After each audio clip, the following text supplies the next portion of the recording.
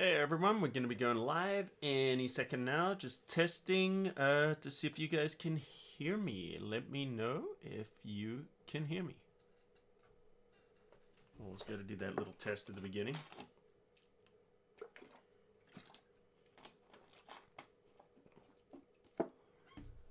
Yes. Motion Stasis says yes, you can hear me. Loud and clear. Thank you, Stuart. All right, guys. Without further ado, let's just go.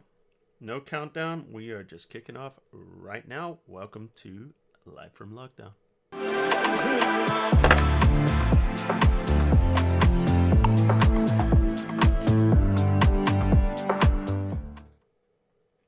And hello, everybody. Welcome to episode number 74 of LFL, or Live from Lockdown, here at photoshopCAFE. We're doing a different time this week. We're doing 11 o'clock because I have a shoot this afternoon, my first big shoot since COVID. So it'll be fun. I can't say a lot about it, but you know, you guys will see it probably on Live Nation and places like that. So anyway, so this is the reason why we're doing it early. Normally we do it 1 p.m., but this week we're going to do it at 11. And next week we're back to our usual time at 1 p.m. Pacific time, which is when we always do it. So it's good to see a lot of regulars here in the house, as well as some first timers. If you guys are able to join us for the very first time, give us a shout out there in the chat. Because of the 2-hour time difference, it's earlier. I'm sure some of you can join us who usually can't, and maybe some of our regulars can't make it. It's just kind of the way things go. And in the house, we've got Bruce as our friendly moderator. He's going to be taking care of moderating the chat, all that good stuff. And of course, get your drink orders in early so Bruce can take care of you. So today we're going to do something I thought was going to be kind of fun and special. We'll see how special it is. But it's going to be fun. So I've been getting a lot of questions about people about smart objects. Even though I've got a good tutorial out there that shows how to use smart objects. And Bruce, if you don't mind posting that in the chat, check that out later, where I really go through and explain things using potatoes, and you'll never forget it, and you'll never forget how smart objects work. But even though I've done that in a couple of other videos that I've done on smart objects, other tutorials, I'm still always getting questions, sometimes just very, very simple questions about smart objects. So I figured, why not today? Let's dive into smart objects. And as you can see, we've got, the rabbit. We're going to see how deep the rabbit hole goes, because the smart object really is going down a rabbit hole. It's Alice in Wonderland, or whatever you want to call it. So I'll give you guys a quick, very, very quick high-level overview of what smart objects are, but then we're going to dive in and just mess around and see what we can do. We'll see how deep we go. We'll try different things, and we'll do some crazy things. I got some things planned. Will they work? Will they not work? That's the fun about live. We will find out. So, by the way, guys, if you're watching this live, it's great to see you join in the chat. You'll see the chat going down right now. If you didn't come in at 11 a.m. Pacific time, between 11 and 12, don't worry, the replay will be here right after. And if you're not here between 11 and 12 Pacific time, you are watching the replay. So you may see the chat, but you can't participate in the chat. But there's a comment section underneath. So why don't you drop your comments there in the comments? I read all of those. And if I can't get those live, I'll answer your questions later on. So we're going to get this pretty snappy this week once again, because, I've got to go in a little bit and do a shoot. So I didn't want to miss this week. So we rescheduled it early, and we're just going to jump in. Let's put the desktop up there, and we can get going right here. Good to see all you guys in the house. Wow, lots and lots of people there, lots of regulars. And as you can see here, you should see my screen right now.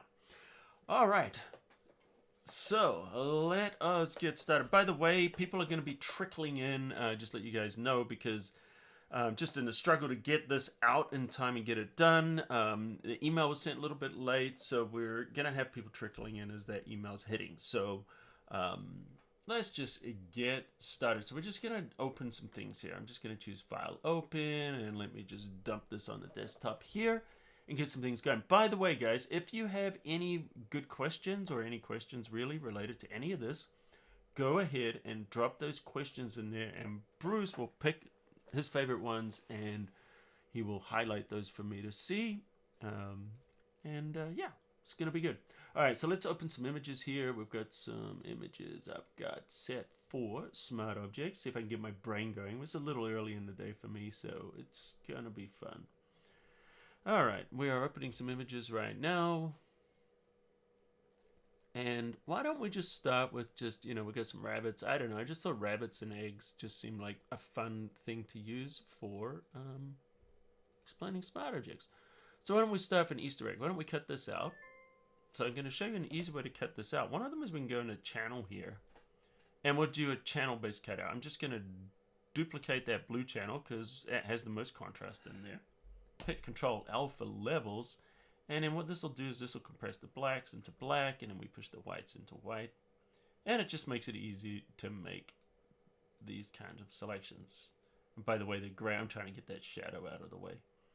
Okay, it's gone a little too far there. Yeah, that looks good.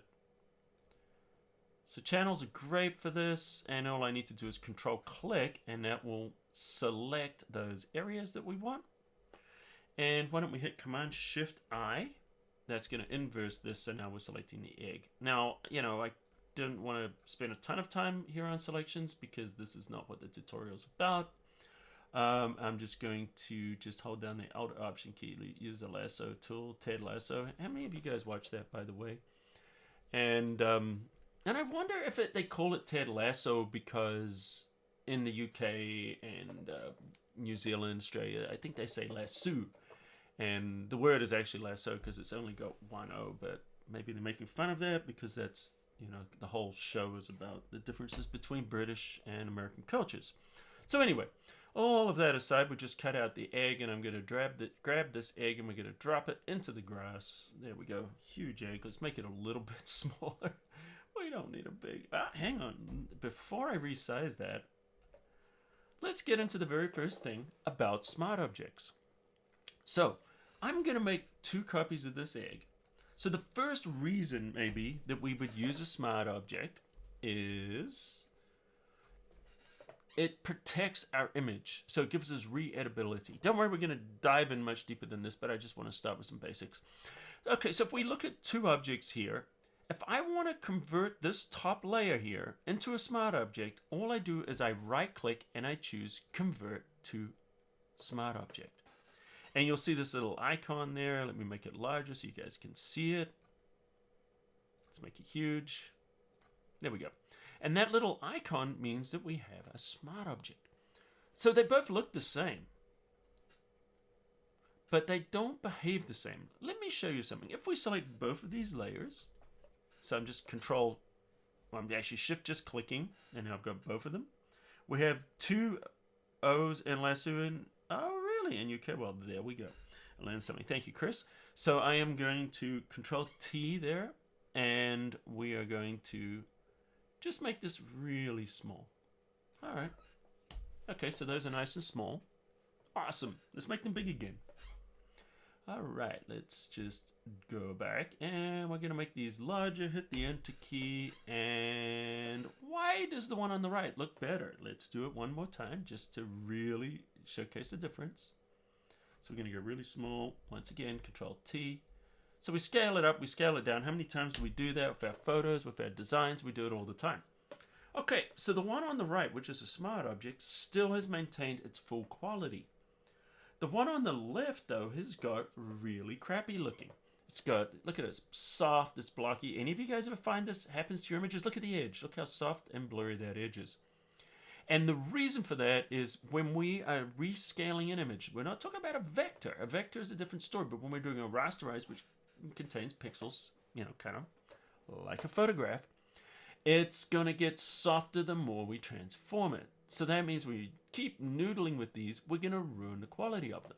However, if we right-click and convert it to a Smart Object, notice we can noodle these all day long. We can make them big, small, just keep changing them, and it's not going to lose any quality. Now, I can't make this 10,000 times bigger and it's going to maintain quality because it's not adding pixels. So what it's doing is it's actually just creating a container. So if I look at this, let's just have a look here. We'll hide the grass. Notice there's our layer. There's our egg. It's just an egg there. Those are our pixels. We know those are pixels because, I can do things like grab the Smudge Tool, for example. wherever it is. Who uses the smudge tool these days? But I could grab the smudge tool. There we go. There's the smudge tool, and you can see. Oh yeah, okay. We definitely are working on pixels.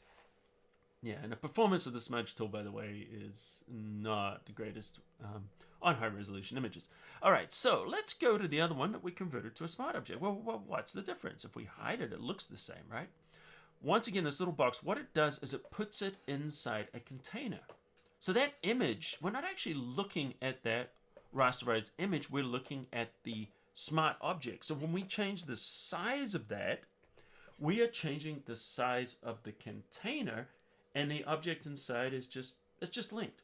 So there's nothing actually there. It's linked. And where's it linked? Well, where is it?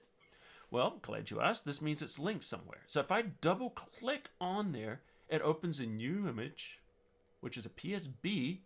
And notice, there's the pixels. I could use our smudge tool just to show you, but why not? There's the smudge tool, okay. So we've got the naked raw pixels right here, but they are updated within, let's not close that out, inside our smart object. See the smart object there? Double click, opens it, close it, it goes there. Okay, so the amazing thing about this is, let's go back to our grass and we're going to get rid of our pixel. Let's go to the first thing that we're going to do is we're going to look at our smart object. So what I'm going to do is, notice it's a PSB. What I'm going to do is I'm going to duplicate the layer. So I can do whatever I want inside this smart object. So I'm going to hide the background layer and I'm going to hit Control I so I can invert this egg. Now, what I'm going to do is I'm just going to get rid of, why don't we get rid of all these other images here. So we're just looking at our smart object. I'm going to make this really easy. Let's do window, arrange, and we're going to do tile vertically. And this will help you see what's going on. So what we're doing is we've got both those tabs open at the same time. So here on the left is our original, our smart object. And this is where we are. You can see it's a PSB. We're inside that smart object. If I click on that, notice the layers panel will populate. Let me just get to the full desktop. If we click on the other document, notice it shows. So hopefully that's not confusing at all. This is the contents of the smart object. Well, why are they different? Because I haven't saved it. So if I choose to close this, it's going to say, hey, do you want to save this? And I'm like, sure, let's save it. And look at that. Now it's updated. Of course, that tab's gone because we closed it. And now it's updated with the changes. So let's continue. If I hold down the Alt or Option key and I make a copy of this egg, and then I double click, say, the copy, double click, it's going to open up this window. Remember we did them side by side? Let me do it side by side just one more time just to help you. So here we are. We've got these two panes. Now we're back inside. So we can get back to this PSB at any time. And look, nothing's changed. The layers, everything are intact. So let's just go back to how we were. And I'm going to hit Control S to save it. And notice that these updated. Now I could have closed it, and then when I close it, give me the option to hit save, or I can leave it open, which is what I've done here. I can just, I can keep working in here. I can do a, if I want to do a Russian nesting doll, I could do that. I could, do two eggs together, hit save, and notice they're going to update in our main document. Okay, this is great. So this means that we can have all kinds of exciting things going on in here. Well, why don't we go back to our main document? I'll close this just to avoid confusion. And I'm going to rescale some of these. Why don't we, let's have a whole bunch of eggs going around here. Alt or Option will make a copy of it. Let's make these eggs smaller. And I'm going to Alt Option, I don't know, a couple more. Let's do this one. It's really close. Let's do another one. Make it smaller. So what I'm doing is I'm making copies of these eggs. Now, of course, this one here needs to be further back because we're going with the scale thing, right? And we'll drag it up there. When I say the scale thing, that means the further away it gets, the smaller it gets. All right, so we've got all these eggs everywhere. Look like little igloos or something. Now, let me just save this, just in case we get a crash, because we're going to get pretty gnarly on this. So we're starting simple, but we're going to get gnarlier and gnarlier as we go. So I'm definitely going to save this in case we get a crash. And once again, guys, now if you want to do the basics of smart objects, Bruce, can you please post that link to our simple smart object tutorial? So if you guys need that, check out that tutorial, that'll explain you the basics. So if we're, going too fast or over your head here, don't worry, the replay will be live right after this, but we're going to keep going down this rabbit hole. All right, so we've created a whole bunch of these. Why don't I just drag the layers panel off to the side here? This is a great way to, by the way, if you want to create flocks of birds and bats and clouds and yeah, whatever, this is a great way to do it. All right, so we've got all these copies of the smart objects now, and you can see layer 1, copy, whatever. All right, great. So I can click on any of these because the fact these are, once again, containers. So all these are just little containers, and all these containers are linking to something. So there's nothing in that smart object. The smart object is just a linked container, and all of these are linking to that same pixel because I'm duplicating. As I'm duplicating, I'm creating a new smart object, but they're still linked to the same image. So if I choose any one of these, I can choose any one of these, double click it, and it's going to open it because there it is. All of these are linking to this same object. So why don't I invert the egg on this one, hit Control S to save it. Now I can close it or leave it open, it doesn't matter, as long as I save it. When I save it, it updates. So we're going to get an update in all of these now. Okay, that's fun. All right, let's go back. What if I don't really like it that way. I want to do something different. Okay, let's hit Control U, and that will open up Hue Saturation. That'd be Command U, Control U. Now, the smart thing to do, actually, let's be smart. Let's be good about it, and we'll create an adjustment layer. So we'll click on here. But Control U, by the way, will just get us straight to it. But we will best practices. Since we're doing completely non-destructive, as you can see, one of the great things about smart objects, non-destructive. So we're working with this. We can choose Colorize, and I don't know, I'm going to change the hue of one of those eggs. Now notice it's affecting everything underneath. I only want to affect the small eggs. So if I hold the Alt or the Option and click, now it's only going to affect the layer directly underneath. So that means, hey, if I don't want to colorize it and I want to do other things, I can do other things. I think this is going to look better. Let's do a nice pink egg. I like that. You know what? Let's go for, we have to, let's do Cyberpunk. We're doing Cyberpunk eggs now. All right, so let's go and we're going to create another adjustment layer. Let's do our Hue Saturation. And notice I can apply more than one Hue Saturation inside a layer stack. And so we'll make this one. Let's see if we can make it blue. Great. So now we'll go blue, and pink. Awesome. And I'm just going to, why don't I close them just to prove my point. Now, when you close, it always gives you the option to save if anything's changed. And you know it's changed. You see this little star there means that something's changed. Okay. So let's hit save. It's closing out. We'll go back to our main document, and you guessed it, everything has updated. But we closed it out. Haven't we lost all those adjustment layers and all of those things? Nope. We can choose, double click. Let's do the big one. Doesn't matter. It's going to take us back to that same object. All the layers are here intact. So this gives us an incredible amount of flexibility working with these. Okay, well, that's kind of cool. That's kind of cool. Well, I got an idea of something crazy I'm going to do in a minute. But before I do, what if I want to have one of these different? Any of you play Pokemon Go? You want a shiny? What if you want a shiny one, which means it's different color than the rest of them? So why don't we grab this one? Now, we know if we duplicate this, it's just going to create a duplicate of the smart object. If any of you have used After Effects, or any of you have ever used Flash, you guys remember that? I used to be a big Flash user back in the day. If you lose the message, just hit refresh if the picture looks fuzzy or anything like that, Andrew. All right, so if you guys have used Flash, if you've ever used After Effects, these are like symbols. These are essentially instances of a symbol. The symbol is the egg, and these are instances. Now, what if you want to create a new parent? Okay, if you don't know what that means, don't worry about it. Back to plain English. What if I want to create a shiny, or one that's different than all the other ones? So I know if I duplicate this smart object, it's going to be the same. But if I right-click and I choose to New Smart Object, and here's the key, via copy. All right, so what happens if we do this new smart object via copy? We get another smart object. Yeah, just looks like every other one. Let me just move it so we can see it off to the edge there. Okay, just looks like everything else, right? There's not really a way to know that this is a copy. So what I'm going to do is I'm just going to rename this to parent.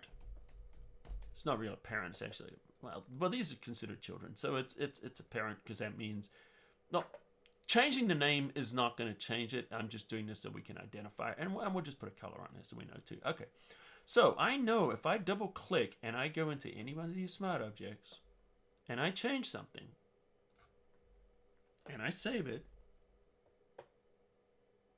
and I go back, everything's going to change. But notice that one did not change. Why didn't it change? Because we did it via copy. So that means that now we have got a new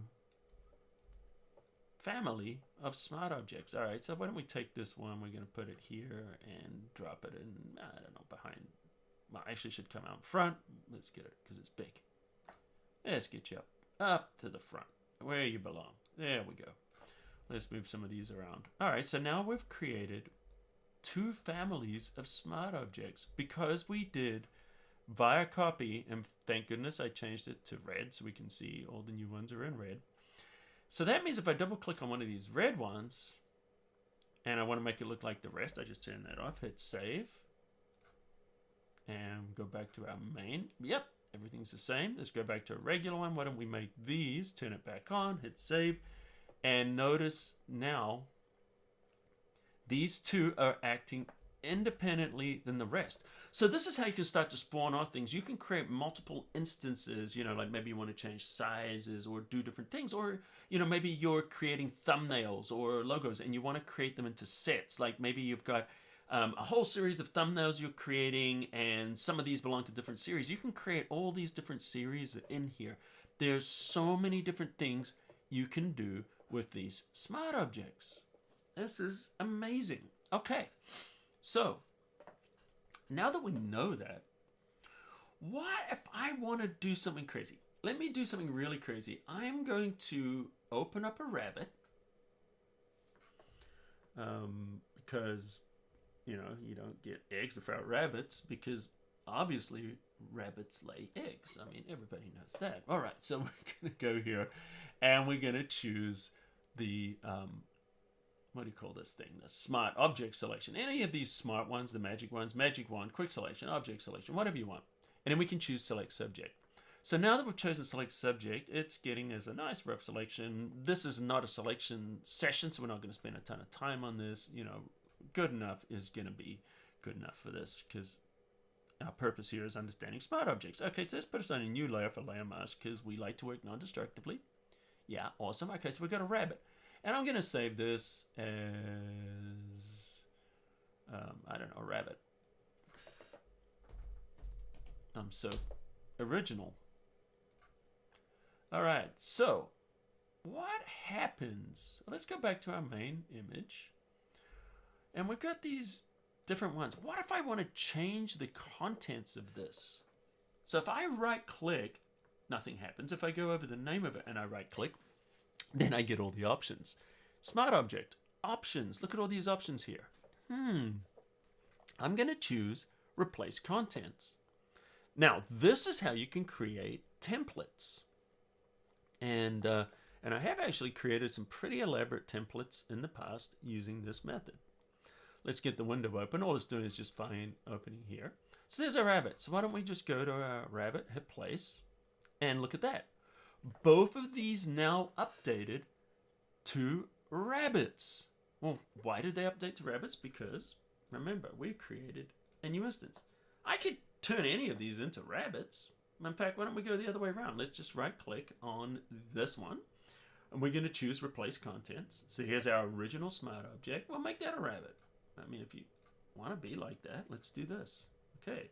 Now we've got rabbits, but we've got no eggs. No problem.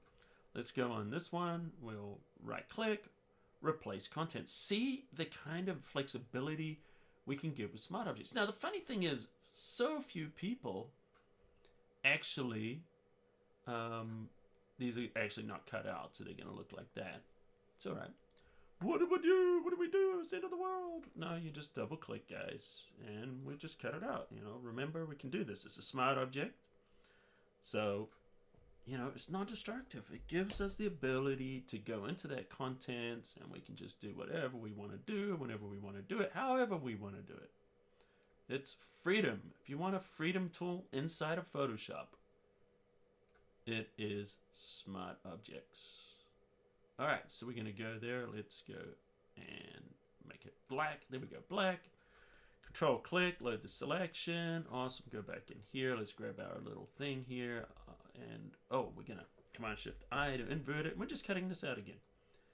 Now, the cool thing about this is you can use this for mocking up. Because as you can tell, I'm not doing like a great job of anything here. I'm not really even trying.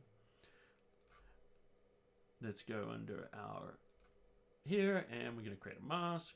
Boom, hit save, and yes, it wants to update and all that fun stuff. And let's go back to our image. Come on, be good. What happened here? Did I mess something? I got too many windows open. Let me just close some of these windows. Okay, let me hit save. Oh, I get you. Okay, I get you. Okay, I see how you're going. Okay, so why don't we just do this? So we're going to save this, and we're going to call this one egg, cutout egg. And this is the nice thing. Hey, if things are not working out the way you want them to, we know we have a secret weapon. And actually, all I would have to do is replace it. Let's go back here. Closing all of these. Get back here. What do we do? What do we do? Well, we replace contents. Right click. And we are going to replace contents. Go. Let's go back to our egg that we cut out. There we go. Cut out egg. Nice. And boom, they're gone. All right, so we have the ability to do all of that. It's kind of fun. Now, the reason that I lost the original egg is I replaced the contents. I could have just hit undo a few times, but silly me, I did not save out the isolated, which we have now, so we're not going to run into that problem. Now, if I wanted to fix the cutout at the bottom of these, I could just double click and I could go in here, go to the mask and grab a brush that would make it look better. Let me see if I can quickly find it under legacy brushes. If I don't find it really quickly, I'm not going to spend a ton of time. But there was a brush on here. It was kind of like a grass brush. Oh, there it is, dune grass. So if we grab that, I'll just grab grass. I don't know which one's going to look better. And we're just going to grab a black brush and, just go across the bottom here. I don't know. We'll cut these out with, oops, hang on. Something, oh yeah, no, that's good. Okay, that was weird. I want to make sure that these brushes, let me hit the brush options, it's doing color, that's why. Turn off color dynamics, we don't want that. And there we go. Now I'm just going to cut out the bottom of that. On that mask, hit Control S to save it, and then we go back here, and oh yeah, look, now it looks like it's cut out on the grass. Much better. I could do the same thing to the bunnies. Why don't we? Double click, open up a bunny, go to that mask, make the grass bigger, and just kind of hit a couple of times. I don't know. Let's do this. Make it smaller, and just kind of. Once again, this is a 2-second thing. That if I was to spend more than 5 seconds on it, we could do a better job. But look at that. Now the rabbits are in the grass. So this is the nice thing about the smart object is we are getting this incredible amount of flexibility. Now, of course, the colors don't match. We could do all that. I mean, I could go in there and change the color. But I think you guys understand what I want to do here. I don't want to spend a ton of time on that. But what about doing something interesting? Okay, let's go down the rabbit hole. I said we were going to go down the rabbit hole. Let me just go back here. And I'm just going to hit save because now we're going to get into some interesting stuff here. Let's add some motion. See if it works. So we're going to go under window here and let's open up our timeline. Is this going to work? Who knows?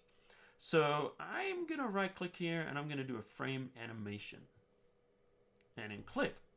So what is this doing? We're creating essentially we're going to create a GIF. All right, so awesome. So let's create a new frame. And that means between the two frames, everything's the same. All right, okay. What if I Control T and let's move our pivot point to that corner there and don't drag the whole window out. Let's just let go. Just grab the corner, and maybe I move that egg a little bit. So that means if I go between the two frames, yeah, we got a little, see that? Just a little bit of movement. Awesome. Let's do that again. Let's duplicate that frame, Control T. Let's put the pivot point on the other corner maybe, and slightly move the egg that way. Now, if we hit the play button, let me just pull this down a little bit so you guys can see. And if we see the play button, all right, we get a little movement on those eggs. Like they're about to hatch or something. Let's save it and see what happens. You think it'll work? I don't know. Who knows? So let's go to the Smart Object here, create frame animation. Yeah. Or we could just do video timeline. I wonder if that will work. Okay, so here's video timeline. And if I hit the play button, is it going to work? Not really. Okay, so let's undo this. And we are going to create a frame animation then. I don't know if this will work either, but this is something, like I said, I believe the video timeline should work actually. I don't see why the video timeline shouldn't work. All right, so let's go down here. We've got our video. And have we updated our rabbits? Let's update everything. Maybe the movement's too small. Oh, I know what I need to do. Let's go into the eggs here. And we need to look, okay, so we can do this forever. Why don't we go in here and we're going to put a little bit of a delay in here. So I'm going to do a 0.2 millisecond delay. And I'm going to grab that middle one and I'm going to move it more. So we get a little bit more movement in there. Now, this is something I've never done with the frame animation before, mixed with video. So, yeah, there we go. See that? We've got a little bit of movement there. And our eggs at the beginning. See that? Watch this. Little bit of movement. All right, so what I want to do is I'm going to shorten all of these. Let's shorten this animation. And let's have a look here. Because, see, the thing is, a smart object is going to contain an animation. So that's kind of the cool thing. I could have nested all of this into one big smart object. And let me just, I'm just resizing, changing the length of these real quickly. Right. And I don't know, I don't think I can do them all at the same time, unfortunately. See that I can select them, but I can't change the length, which is annoying. All right, so if we go in here, and then I decide to loop this, go into the looping options, loop playback, and I hit there, and I hit play. Yeah, there we go. Tiny bit of movement. Let me undo this. And what I'm going to do is I'm going to undo this all the way back here. Because I don't think I have a better way of doing it. I shouldn't have done the frame animation. Sorry, guys. All right, so we're just going to pick that right up. Where's my layers panel here? Let's double click into the egg. We don't want the animation. We're going to delete that. Let me just undo this a couple of times. That's what I should have done. And what do we do here? I'm going to right click on here, delete animation. Awesome.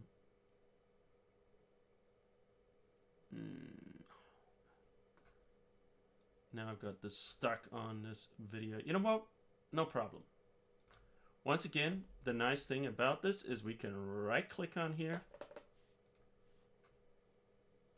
We are going to replace contents. I told you we're going down a rabbit hole. Okay, so let's replace the contents here. Let's go down to another rabbit. There's our cutout egg.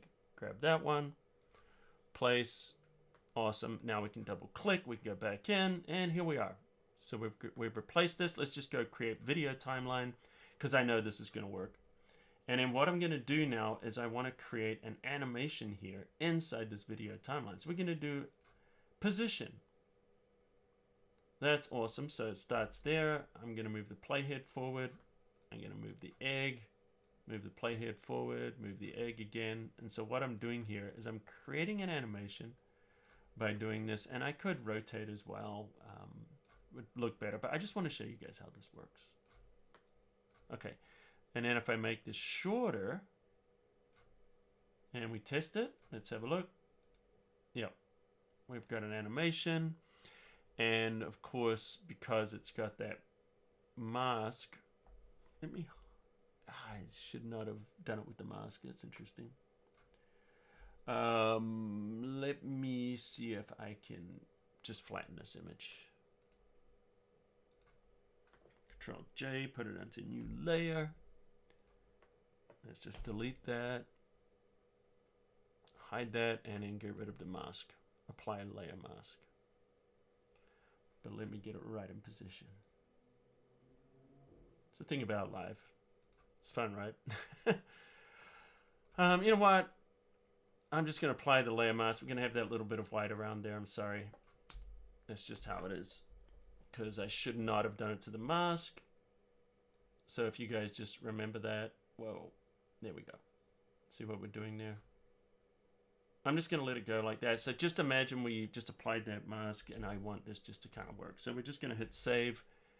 Because the point here is to show how the smart object works. And not to get caught up in semantics. So now I need to create a video timeline. If I hit the play, notice that that's going to move in there. It's loading up. It's loading into cache right now. And if we go back and we hit the play button, there we go. We got those eggs moving. So we can nest animation. Okay, that's something I just wanted to show. I'm going to undo that again. So there's other things that we can do with smart objects. One of the nice things about the smart objects here is that if we apply things like filters, generally speaking, if we apply a filter to a layer, it's just going to be, you know, just a regular filter. We're not going to be able to undo it. But if we apply a filter, and let's do something fun that what do we got here? What do we got here? What's a fun filter we can use here? I'm looking for one. Does it still exist? It's probably under the filter gallery. All right, let's have a look under the filter gallery. I'm looking for an old, there it is, plastic wrap. Is this going to look good? I don't know. I have no idea. But we're going to try it. Okay, so we're going to try plastic wrap here. So here we go, and we can turn off all these other ones. So we've got different ones linked here. So we're going to apply plastic wrap here. So we're going to wrap this in plastic. Want to make that, there we go, nice. Click OK. And now we get these plastic eggs. Interesting. Now, if we wanted to turn off that filter, we just simply turn it off because it's a smart filter. So we could do that. And, you know, that's kind of nice. But notice, as we apply this filter, notice only one of these smart objects now is changing. Why is that? Because remember I said a smart object is a container which contains a linked object. So whenever you're inside that smart object, you're able to change the contents and all the other smart objects will update to reflect that change. However, when you're working outside a smart object, like we're applying something, for example, I hit Control T and I want to rotate it, it's not going to rotate them all. It's only going to rotate the one, because what we're doing is we're altering that smart object. And so we're essentially applying that plastic wrap to the container, and anything inside it's going to take on that property. If I wanted to apply plastic wrap to all of those eggs, what I would do is I would go inside the egg, make this a smart object, so we can nest smart objects. So let's go in here, right click and convert to smart object, which is what we should have done before we did the animation too, by the way, guys. We'll get to that in a sec. And then I apply the plastic wrap. So let's just apply this. So now I'm applying the plastic wrap inside of here. Now I hit save. Go back to the parent one. Notice that's got the plastic wrap. And in fact, if I threw away that smart filter, the plastic wrap's applying to that one too, because now we've applied it to, let me just close that up, the contents of that smart object. Isn't that fun? So if you want to apply something or apply filters or effects to every single instance, go inside the smart object, change something, and it automatically is going to change everything all at once. So that's a really, really quick way of working. If, however, you only want to change one of these, then apply it to the smart object. Don't open. When you open the smart object, all of them change. When you apply it to the smart object on the timeline, only the smart object you're working with will change. Whew. All right. Oh, good to see you, DeMorcan. Glad you could join us. So as I said, we were going down the rabbit hole with these, with this fun stuff. So here's the crazy thing about this. I could take all of these, you know, we're going to get nuts. If I select all of these smart objects, right click, and then I convert to a smart object. Give it a second. Now I have a new smart object that has all of this. So that means if I hit Control J and I made a copy of this, I can start to propagate rabbits and eggs like really, really quickly. You know, this is how rabbits work. So now we've got lots of rabbits and lots of eggs. But what if I want to change something? If I just wanted to change one egg, or I wanted to do something, or I just make a change to all of them, like maybe the colors don't match on the rabbits. Now I want to go through and I want to change. This is what would happen. You could apply adjustment layers, whatever. If you weren't using smart objects, you would have to go and change every single rabbit. Or maybe you want to have pointy ears. Let's do that. Double click. That's going to open it. In fact, before I do that, why don't I just close out everything to avoid confusion. So there's just our smart object. Any of these we double click, it's going to take us into our smart object. And look at this. This looks like our previous document. We've now nested what's known as nested smart objects. That means we've got smart objects within smart objects. So this is the rabbit hole, guys. This is all of these as smart objects. Then we open that smart object. All of these, any one of these smart objects, those four, are going to be linked to this smart object. This was our original document. Now, if I wanted to change the rabbit, remember these rabbits are all still linked. So if I double click, I go into the rabbit and I get a rabbit. So if I want to put like Gangster Rabbit and put a notch in his ear, we grab the thing here. We grab the brush, and let's make him a gangster. There we go. If a notch in his ear, hit save. Guess what? It updates it here. They've all got notches. But if we go to the top level, they don't have notches. Why not? Because we haven't saved this. Hit save. Go in here. Now all these rabbits all have notches in their ears. So we can like replicate things and create huge things like that.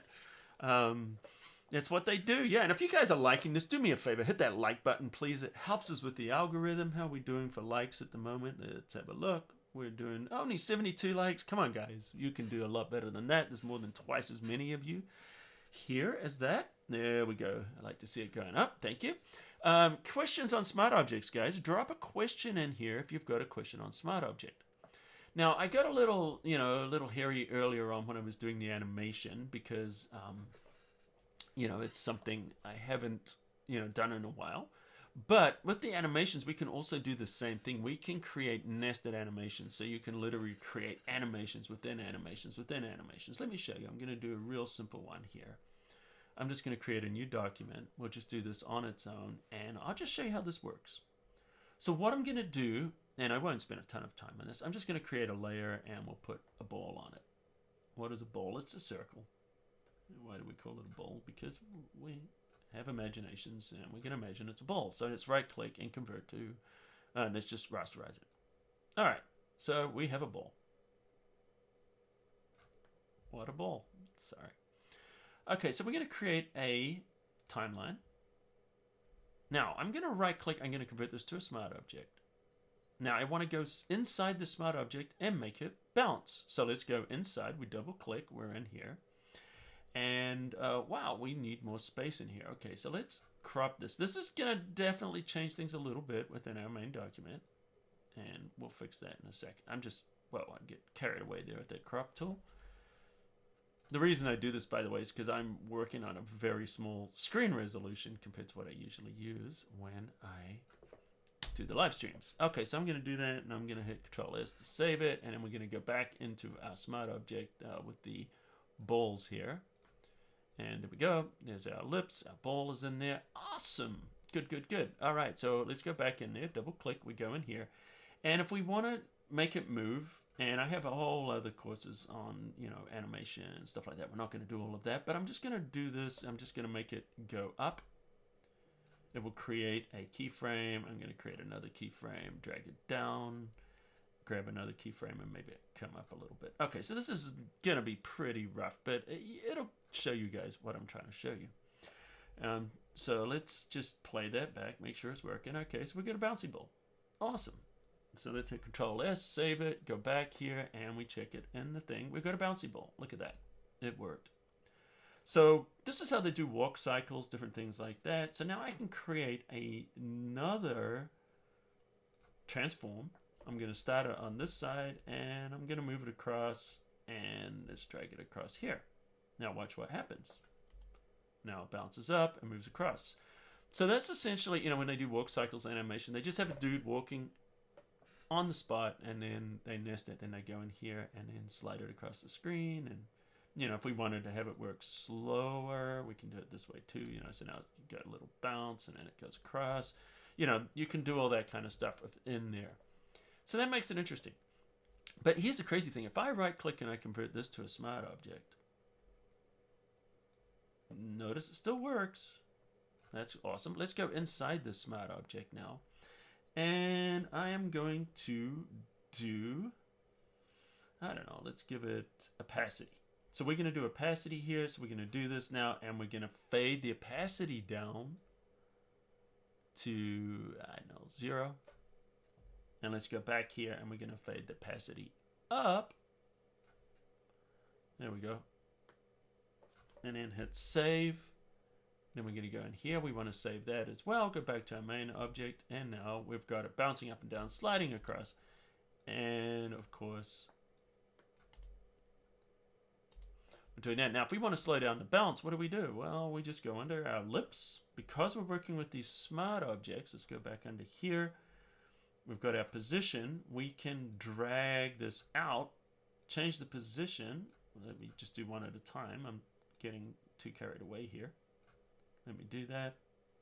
And why don't we slow down the opacity? To keep the opacity. Why don't we duplicate it? So I'm going to select all of these and just save it. Here we go. Save it. Go back in here. Now watch what happens. Now we've got a slower, you know, kind of movement. So you can create animations within animations within animations, and that's how you can create complex things. So that's animations inside of smart objects. Now they also work with video.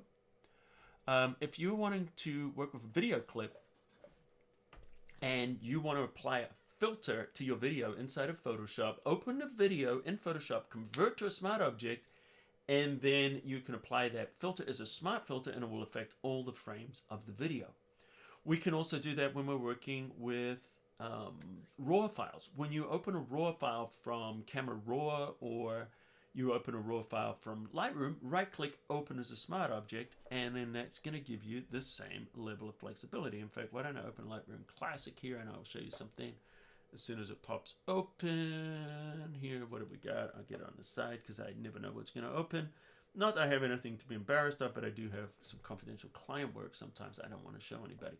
All right, so awesome. We've got some stuff here that you guys have submitted. This is my Fix My Photo.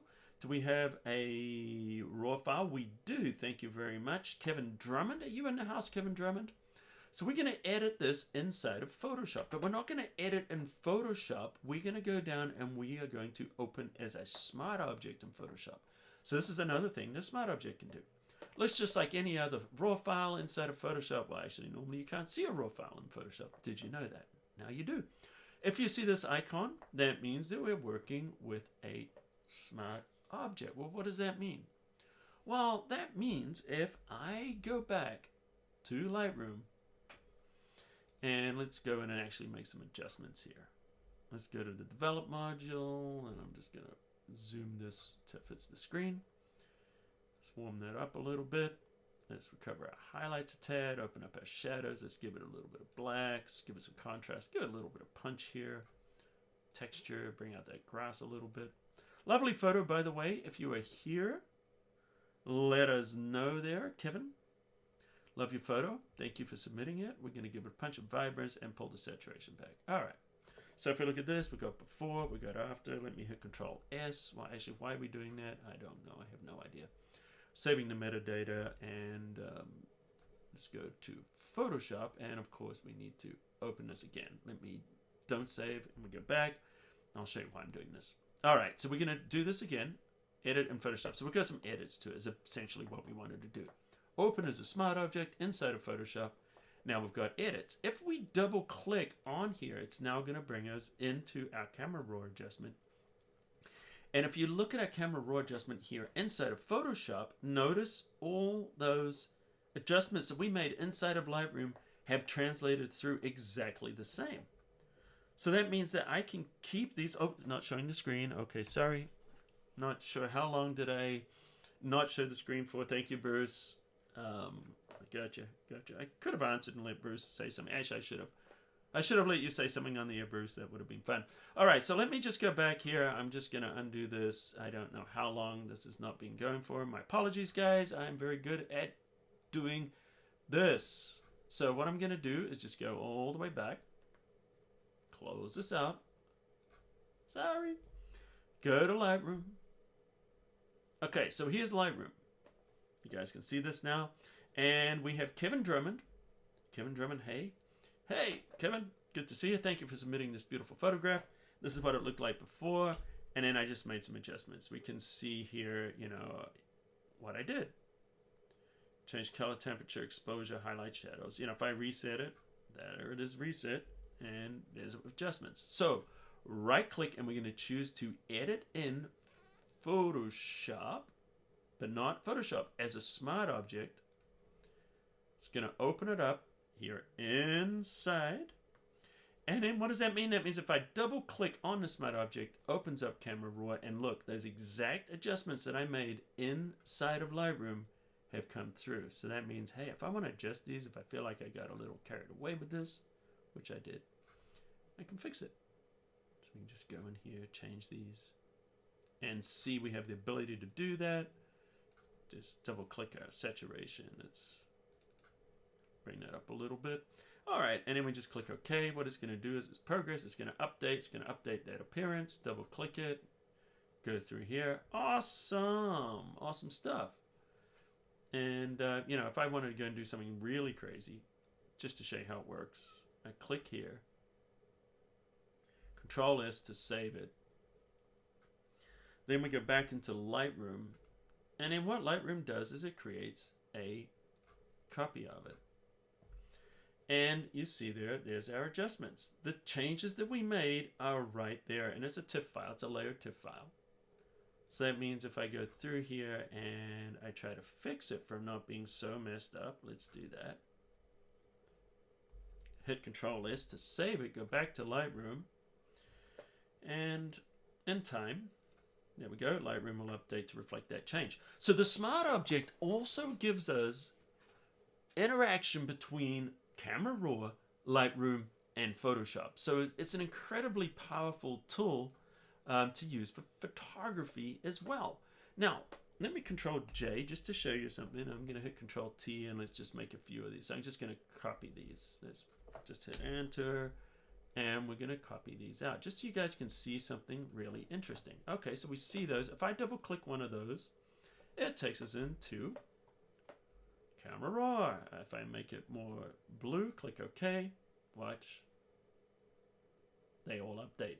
So just like the smart objects did earlier on, smart objects also update with photographs. So guys, that's a lot of different things that we can do here with these smart objects. Bruce, would you mind giving us a link one more time to our tutorial? So I have another tutorial on the basics of smart objects. And right now I have a treat for you guys. The treat is we're going to look at some of your work.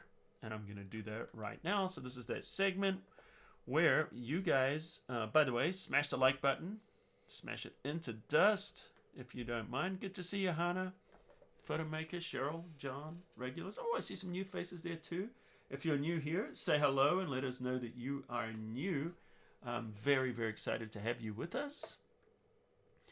And what I'm going to do right now is we are going to look at some of the latest submissions to our Facebook group. Bruce, please. I ignored you. I'm sorry. Please. Yeah, there we go. Okay, there's the use smart object one. And Bruce is also going to give you a link to our Facebook group. All right, so in the last week, we had some cool submissions from you guys in our Facebook. And let's see what you guys put in there. I think it's pretty neat. So Randy, this used to be Randy Tunes, by the way, if you guys know him.